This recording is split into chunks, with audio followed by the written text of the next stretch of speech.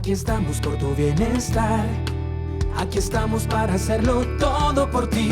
Tu salud es la razón que nos hace vibrar. No hay esfuerzo que por ti no podamos cumplir. San Vicente Fundación. Las heridas cardíacas pueden ser penetrantes, pueden ser a causa de mecanismos cerrados y iatrogénicos o haber otros mecanismos involucrados. El trauma penetrante va a hacer referencia a las lesiones por proyectil de arma de fuego o heridas por arma cortopunzante que se den, y es muy importante tener en cuenta el área precordial. Siempre que abordamos estos temas con los estudiantes o los residentes, hay la discrepancia de cuál es la área precordial, que en una parte dice una cosa, que en otra parte dice otra cosa. Normalmente, por la mayoría de documentos, habla de que la área precordial está comprendida por una línea superior a nivel de las clavículas, inferior por los rebordes costales y las dos líneas medioclaviculares.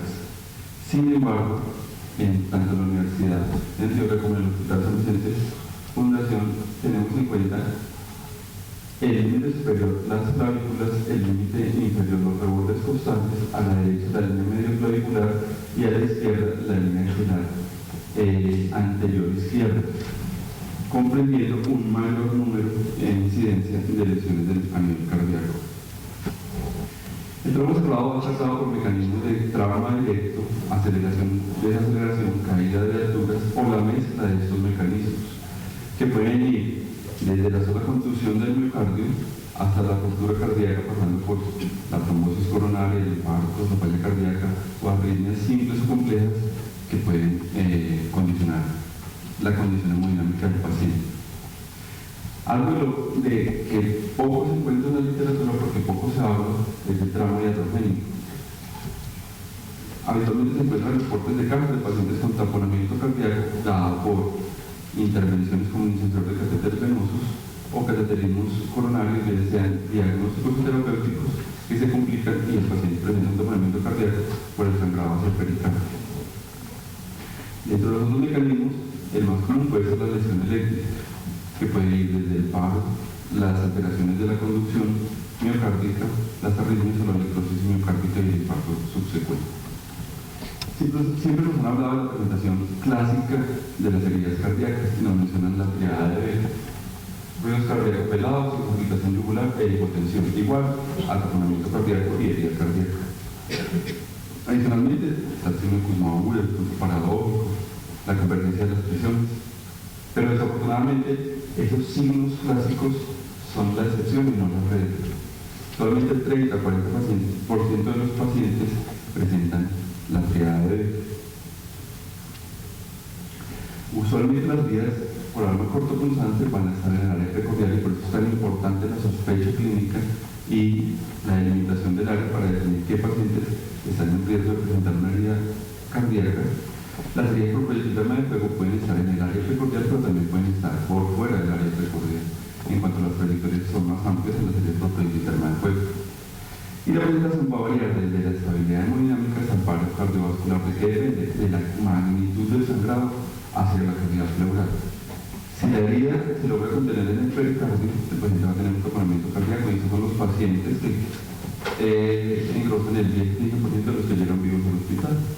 Cuando las lesiones son en el pericardio son demasiado amplias y permiten que haya un sangrado hacia la cavidad pleural que si va a albergar a abundante cantidad de sangre, va a hacer que el paciente se exsanguine y va a permitir que su hipovolémico y muere. ¿Qué es el taponamiento cardíaco? Es la acumulación de sangre del pericardio, solamente de 6 a 100 mililitros, pero de manera aguda, que va a hacer que haya un colapso de las cavidades derechas, con lo cual el volumen de llenado del ventrículo izquierdo va a estar disminuido y de esa manera va a caer el gasto cardíaco. Al caer el gasto cardíaco va a haber hipotensión y esta hipotensión va a llevar al organismo a un proceso de acidosis metabólica. Adicionalmente, esa disminución del llenado del ventrículo izquierdo y la caída del gasto cardíaco va a hacer que no haya un adecuado llenado de las arterias coronarias que se da en el periodo de la diástole, y por ende, tanto la hipotensión, la acidosis metabólica y esa falta de llenado coronario van a llevar a isquemia y a agravar el cuadro de caída del gasto cardíaco. ¿Cómo hacemos el diagnóstico? Primero, con una alta sospecha.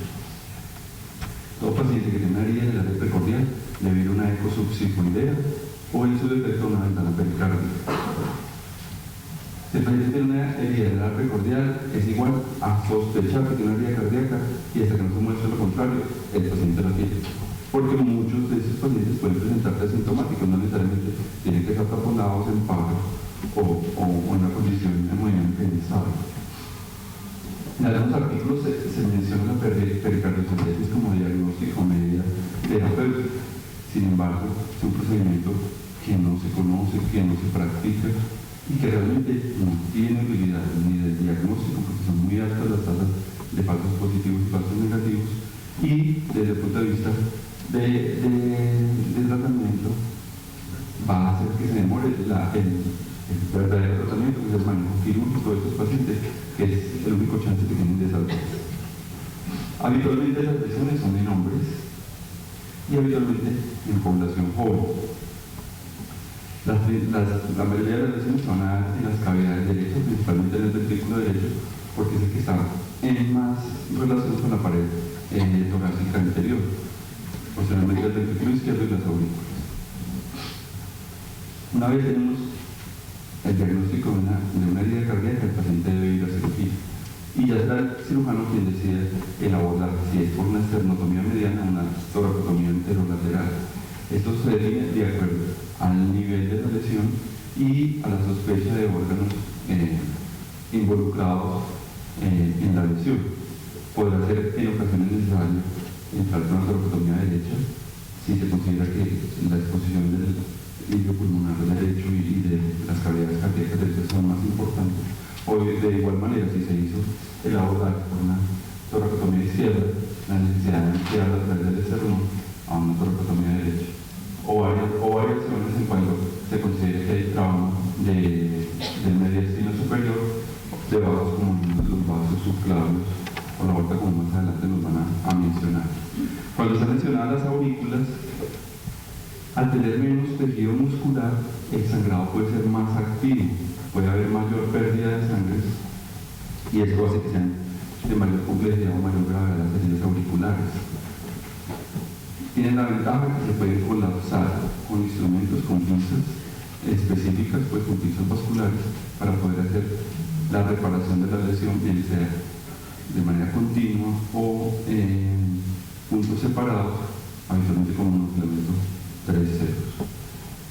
Las lesiones ventriculares, es importante tener en cuenta que más que la reparación acelerada se hace el control del sangrado, y ese control se puede hacer de manera digital mientras se tiene las condiciones técnicas para poder hacer el reparo, o en una condición en la cual no se puede hacer un control digital de la herida. Una opción que refiere a la literatura es hacer una sonda a través de la herida, una sonda de fuera a través de la herida, y sacar el balón y hacer extracción para contener el sangrado mientras se tienen las condiciones técnicas para hacer la sutura. La idea es que las suturas de los ventrículos deben hacerse con pliegues de electrón, material protésico. Esto con la idea de evitar el desgarro del miocardio una vez se hace el nudo, se anula el punto que se le realiza. Si no se cuenta con esto, que a veces en nuestros hospitales no tenemos recursos, que se hacen con parches de pericardio para tratar de lograr el cierre de las lesiones miocárdicas. Es muy importante el conocimiento anatómico del corazón y por donde discurren las arterias coronarias, porque no muy frecuentemente las lesiones pueden comprometer o estar cercanas a la circulación coronaria. Si esto se hace, si el reparo se hace en el perfil, se puede producir un pinzamiento, una ligadura de las arterias coronarias con el subsecuente lesión a la irrigación miocárdica y un infarto. Si es evidente que la arteria está lesionada, se va a hacer de manera prioritaria el manejo de la lesión penetrante que está sangrando. Si la lesión es de una arteria principal y proximal, este paciente debe ir de forma prioritaria y emergente a cirugía cardiovascular para revascularización miocárdica. Si las lesiones son distales o de ramas secundarias, hay que tener en cuenta que estos pacientes habitualmente son jóvenes que no tienen enfermedad coronaria, que las arterias no están adaptadas a haber tenido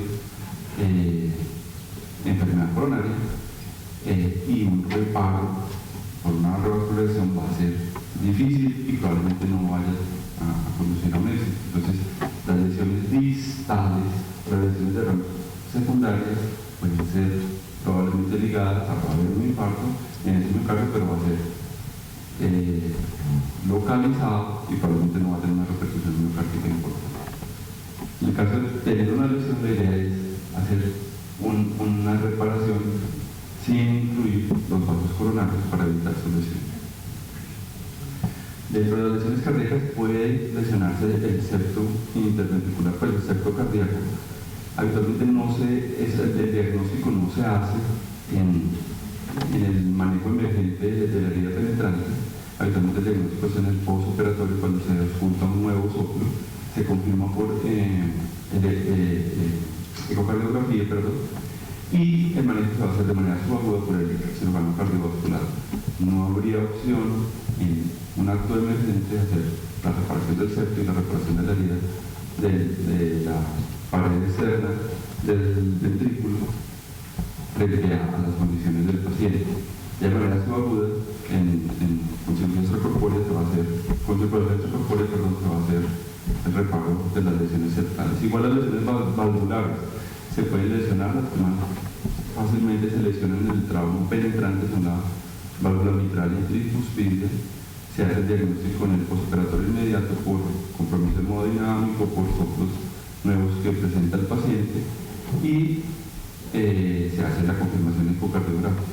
Es importante decir también los protocolos de manejo del hospital. Los pacientes que tienen trauma cardíaco en el postoperatorio deben una ecocardiografía para mirar cuál es el compromiso hemodinámico que requieren después de la lesión y si hay una lesión subsecuente necesaria de manejo. Para los pronósticos de la lesión cardíaca, van a tener muchísima más mortalidad los pacientes que llegan en paro, un choque hipovolémico, versus los que llegan con taponamiento cardíaco o son asintomáticos teniendo una herida cardíaca. Van a tener mayor mortalidad aquellos que tienen lesiones auriculares o de varias cámaras cardíacas versus los que tienen lesiones ventriculares, teniendo mayor mortalidad aquellos que tienen lesiones del ventrículo izquierdo y por último menos mortalidad del ventrículo derecho. Y también va a ser muchísimo más grave tener una herida cardíaca con un proyectil de arma de fuego que produce una destrucción de la pared miocárdica y una evolución de tejido versus las lesiones por arma cortopulsante. Vamos a hacer un apartado para hablar del trauma cardíaco cerrado. La primera entidad del trauma cardíaco cerrado es la contusión miocárdica. En todas partes se habla de ella, pero no hay unos criterios diagnósticos establecidos ni estudios estandarizados que permitan llegar a ese diagnóstico. Y probablemente la controversia va en que la contusión miocárdica es un saco en el que se pueden meter muchas cosas. Desde la equimosis miocárdica asintomática, que probablemente no se pueda diagnosticar, hasta episodios de muerte súbita secundarios al trauma directo sobre el corazón, pasando por la falla cardíaca, lesiones específicas valvulares, septales o arritmias complejas que presenta el paciente. Entonces, en la literatura muchos prefieren hablar del trauma cardíaco cerrado como una entidad grande y compleja y no hablar solamente de contusión miocárdica. Se habla que hasta el 20% de las muertes en el accidente de tránsito están atribuidas al trauma cardíaco cerrado y las muertes secundarias a politrauma, esa incidencia puede elevarse hasta el 76%, o sea que es una entidad que se presenta en pacientes con trauma severo y que debe también tener un alto índice de sospecha. Un predictor para el trauma cardíaco cerrado, como vamos a mencionar, es el trauma torácico severo. Probablemente en la primera charla hablaron de indicadores de trauma cardíaco severo: fractura del esternón, fractura de la primera y segunda costilla, fractura de la escápula, tórax inestable. Un paciente que presenta estas lesiones tiene un trauma severo, así esté asintomático. Y hay que aunar esfuerzos para tratar de descartar que tenga un trauma cardíaco, un trauma mediastinal vascular o una condición que nos lleve a cambiar su condición asintomática. Frente a la sospecha, el paciente debe tener un electrocardiograma de entrada, que lo mismo puede ir desde ser negativo a presentar taquicardia sinusoidal habitualmente. O sea, digamos que lo que presenta asociado el electrocardiograma de entrada en pacientes con trauma cardíaco cerrado es taquicardia sinusoidal, extrasistolias, fibrilación auricular, pero puede ser tan severo como presentar bloqueos o taquicardias ventriculares sostenidas que requieren un soporte hemodinámico en una unidad de cuidados coronarios o en una unidad de cuidados intensivos. Estos pacientes deben tener un seguimiento de 24 a 48 horas y, de acuerdo a las condiciones hemodinámicas, tener un ecocardiograma. Los marcadores cardíacos.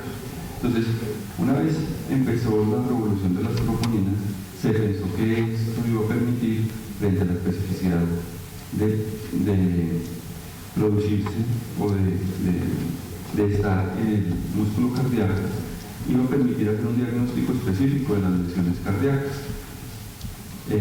Pero se evidenció en los estudios que pacientes que aún sin tener trauma en el segmento torácico, sin tener trauma cardíaco, presentaban elevaciones de troponinas. Entonces, no era tan sensible el tener unas troponinas elevadas en el contexto del buen trauma.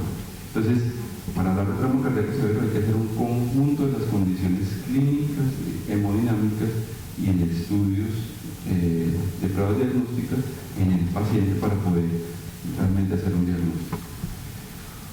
Probablemente el paciente joven que no tenga antecedentes, que tenga un electrocardiograma normal y unas troponinas que fueron negativas, podríamos decir que se excluye el diagnóstico, pero obviamente esto va a ser a posteriori y no en la evolución diagnóstica. Probablemente la condición más grave del trauma cardíaco cerrado es la ruptura cardíaca, y cuando es completa es usualmente fatal, y por eso esos pacientes pocas veces llegan a los hospitales. Los pocos que sobreviven presentan taponamientos cardíacos por rupturas parciales. Pueden presentar un pseudoaneurisma, y la complicación del pseudoaneurisma es que este se puede perforar, se puede romper, y por eso hay presentaciones atípicas, gracias a Dios, y tardías hasta evidencias en reportes de casos de hasta 2 semanas de una ruptura cardíaca por un trauma cardíaco cerrado. El manejo del pseudoaneurisma es un manejo quirúrgico con resección y reparo, esto de manera subaguda, en el momento del diagnóstico, mediante la preparación quirúrgica, la circulación intracorpórea y el manejo por cirugía cardiovascular. De igual manera que los pacientes con trauma abierto pueden tener lesiones valvulares, en este caso la más común que se lesiona es la aorta posteriormente la mitad, y lo que pasa es que hay un aumento de las presiones dentro del ventrículo, muchas veces con una contrapresión del trauma externo que genera la lesión vascular, y el reparo es igual. Y una consideración rara es que el miocardio puede no estar lesionado, pero se puede lesionar el pericardio. Sencillamente, inflamarse el pericardio y producir una pericarditis post-trauma igualmente va a requerir un manejo y un seguimiento del paciente, y en el estudio ecocardiográfico pueden desarrollarse derrames pleurales, desarrollos subagudos, y a veces pueden ser grandes sin necesitar el drenaje del derrame pericárdico. En casos agudos sin haber, o concomitantemente con la lesión miocárdica, puede haber hemopericardio y taponamiento, y considerar, y si es necesario, la ventana pericárdica para el drenaje del taponamiento cardíaco del hemopericardio. Y en ocasiones el pericardio se puede romper, se puede haber laceraciones del pericardio, y una complicación que es muy rara, pero que se presenta, que habitualmente es diagnosticada en autopsia, que es la herniación del corazón a través de la lesión pericárdica, que va a producir un choque obstructivo y de esta manera la muerte del paciente. Para terminar, digamos que la idea es presentar los algoritmos del manejo del trauma cardíaco cerrado y el trauma cardíaco abierto en nuestra universidad. Entonces, aquel paciente que tiene trauma cardíaco cerrado, o mejor, en que sospechamos que tiene una alta sospecha porque tiene un politrauma, porque tiene un trauma torácico cerrado severo, debe ir a un electrocardiograma de entrada. Si el electrocardiograma no tiene cambios, el paciente no está inestable, no es menor de 55 años y no tiene enfermedad coronaria, puede continuar el manejo del trauma de acuerdo a las recomendaciones de la DLS. Aún siendo negativo el electrocardiograma, pero el paciente teniendo factores de riesgo, debe tener una monitoría de NUCI. Estando estable, un seguimiento con troponina. Si en el electrocardiograma de entrada hay cambios electrocardiográficos, debe ir a monitoreo de NUCI y medición de troponinas. De acuerdo a las condiciones del paciente, a la monitoría que hay, si el paciente se torna inestable, debe ir a un ecocardiograma que permita descartar lesiones estructurales del miocardio, lesiones valvulares, rupturas cardíacas, compromisos isquémicos que sean necesarios manejar específicamente de acuerdo a la lesión. Y si no, el manejo inotrópico, el soporte que necesita el paciente estando en UCI o el seguimiento y la monitoría simplemente para evitar arritmias, y no hay marcadores específicos que sean predictores de que el paciente con trauma cerrado cardíaco en ese periodo de 24 a 48 horas en cualquier momento no pueda presentar una arritmia que lo lleve a un primer paso. Trauma abierto, paciente que tiene trauma en el área precordial, penetrante. Lo primero que tenemos que establecer es si el paciente es estable o inestable, como la mayoría de pacientes con trauma. Si el paciente es inestable, es igual a que el paciente debe ir a un quirófano. Es la única condición para poder intentar garantizar que el paciente tenga una solución a su problema. Si el paciente está estable con una herida en el área precordial, debe ir a una ecosuccipoidea. O sea, todo paciente con una herida en el área precordial, hasta que no se muestre lo contrario, tiene una herida cardíaca y se debe descartar como mediante una ecosuccipoidea. En su defecto, si no se tiene, debe ir a una ventana pericardial. Si el FAS es negativo, el paciente continúa en observación y requiere una radiografía de tórax para evaluar el componente pleural o el componente pulmonar del trauma que tiene.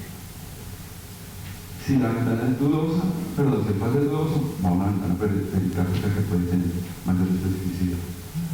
Pero si está el FAS o la ventana pericárdica, ese paciente debe ir a cirugía, porque requiere un manejo quirúrgico de la lesión cardíaca que tiene. Con conclusiones, se debe sospechar la herida. No podemos hacer diagnósticos de las entidades que no sospechamos. Entonces, por eso, si nosotros tenemos el conocimiento y hacemos un adecuado examen físico y estudio del paciente, vamos a sospechar las posibles lesiones que tenga. Entonces, una alta sospecha. Sabiendo de eso, sabiendo que es una lesión altamente mortal, hay que optimizar el tiempo que requiere el paciente para el manejo. No son pacientes que requieran un manejo prehospitalario elevado, sino necesitan llegar lo más pronto a una sala de cirugía para que un cirujano intente la reparación del cardio.